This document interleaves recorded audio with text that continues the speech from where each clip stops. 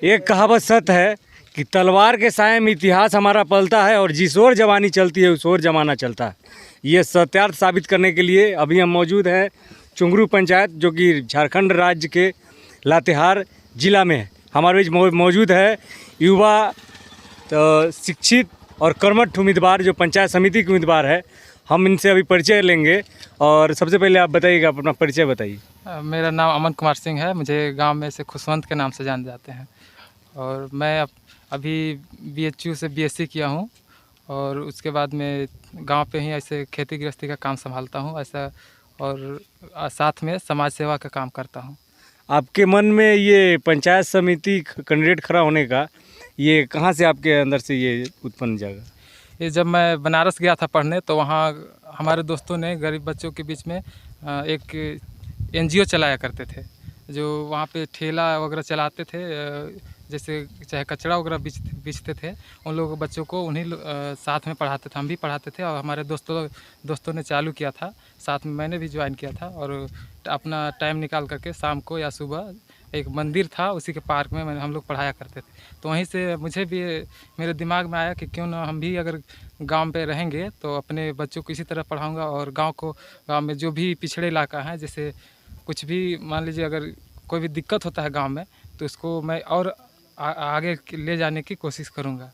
आपका कहना बिल्कुल सही है। शिक्षा के क्षेत्र में एक युवा को आना होगा, यदि समाज में सुधार करना होगा तो आपके जैसा युवा ही समाज का सुधार कर सकता है। आपका संकल्प बहुत अच्छा है, लेकिन आप पंचायत समिति से ही क्यों शुरुआत करना आप चाहते? तो मुखिया पर में भी कर सकते थे, जिला परिषद में कर सकते थे, आपका पद ऊंचा होता था, आप ऊंचे दूरी तक आपका क्षेत्र होता, वहाँ तक आप लोगों का विकास करते।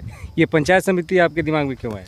जी हाँ, ऐसा कर सकते थे लेकिन हमने नहीं किया, क्योंकि ऐसे छोटा से ही मैं शुरू करना चाहता था और जिस हमारे घर पे भी ऐसे दिक्कत होता था और हमें उतना हैसियत अभी तो नहीं कह सकता हूँ, लेकिन जैसे हमें घर परिवार भी है और भी हैं, घर का बड़े लड़का हूँ, इसके नाते मुझे घर परिवार भी संभालना होता है। तो इसी कारण से मैं उसमें नहीं उतना आकर्षित हुआ। मैंने सोचा कि छोटा से ही क्यों ना शुरू किया जाए और अपना जैसे जैसे अपनी ज़िंदगी बढ़ेगी उसी अनुसार अपना देखा जाएगा। फिर से अगर उस तरह से विकास करूँगा, मतलब हमारे गांव वाले अगर साथ देंगे तो मैं भी उसी तरह से करूँगा। आगे चलकर मुखिया विधायक जो भी है उस पर चुनाव लड़ूँगा। आपका ये जो आप बोल रहे हैं कि आप निजी स्तर से समाज में सुधार के लिए अहम रोल निभाना चाहते हैं, निचले स्तर से शुरुआत करने की बात कर रहे हैं। आपको ये पंचायत समिति बनने का जो ये एकाएक आपने डिसीजन किया रात के सपने में, या इससे पहले भी आपने कोई काम किया है समाज के लिए? जी हाँ, हमने किया था। जैसे लॉकडाउन के समय में मैं जब बनारस से आया था घर, तो बच्चों को फ्री में शिक्षा देता था। ऐसे अपने गांव के टोले मोहल्ले पे जा कर के पढ़ाया करता था। 20 बच्चे 25 बच्चे से बुला करके पढ़ाता था और जिसको मन होता था देता था, नहीं मन होता था मैंने किसी से कुछ नहीं कहा कि मुझे ऐसे पैसे दो या कुछ ये करो वो करो, किसी को टोर्चर भी नहीं किया। और जैसे कोई बीमार पड़ गए तो उसके लिए भी अपने जितना समझ में आया उसको उतना हद तक सेवा किया। जी हाँ, आप बिल्कुल शिक्षित कैंडिडेट हैं, लेकिन ये बात बता, और आपके साथ 5 कैंडिडेट और हैं शायद, तो 5 कैंडिडेट और आप ही को लोग क्यों चुने? जी हाँ, मैं ऐसे गांव पे हमें सब लोग अच्छे मानते हैं और हम उतना और लोगों की तरह नहीं हैं। और गांव लोग ऐसे भी कहते हैं कि बच्चे लोग को अगर आगे की ओर बढ़ाया जाए तो उसके दिमाग में जितना भी आएगा नया चीज़ आएगा। और जो एजेडगर व्यक्ति हैं हमारे अनुसार, हमारा मतलब जितने भी हमारे पद पे खड़े हुए हैं सब हमसे एजेडगर हैं, तो अगर उनको कुछ और लोग गांव वाले कहते हैं तो उनकी बात नहीं सुनेंगे, क्योंकि उनको बहुत आगे तक मालूम है, हमें मालूम नहीं है। जो गांव वाले कहेंगे हम गांव वाले के अनुसार ही चलेंगे और हमें जितना दिमाग में आएगा और नया करने के लिए भी सोचेंगे तो हमारे दिमाग में पीछे जाने के लिए दिमाग में नहीं आएगा। और हम अभी तक जितना भी घूमे हैं ऐसे, और जितना भी शहर वगैरह ऐसे घूमते रहते, एग्ज़ाम के लिए बहुत जगह ऐसे गया हूँ, तो मैंने वहाँ भी देखा हूँ किस तरह से लोग अपने सियासत को चलाते हैं। गांव में तो ऐसे प्रधान और न्यायपालिका होते हैं, तो उन लोग जैसे चलाते हैं तो उन्हीं लोग के अनुसार हमने गांव में ऐसे बताया था कि शहर में ऐसे चलाते हैं लोग, घूसखोरी वगैरह नहीं करते हैं।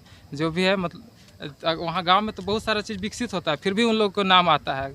आखिर कुछ तो कारण होता होगा उन लोग। जी हाँ, बिल्कुल। शहर के कल्चर को आप गांव में लाने का एक प्रयास करने का एक माध्यम बना रहे हैं, जिसके द्वारा शहर के जो कल्चर है उसको गांव में हम लाया जा सके।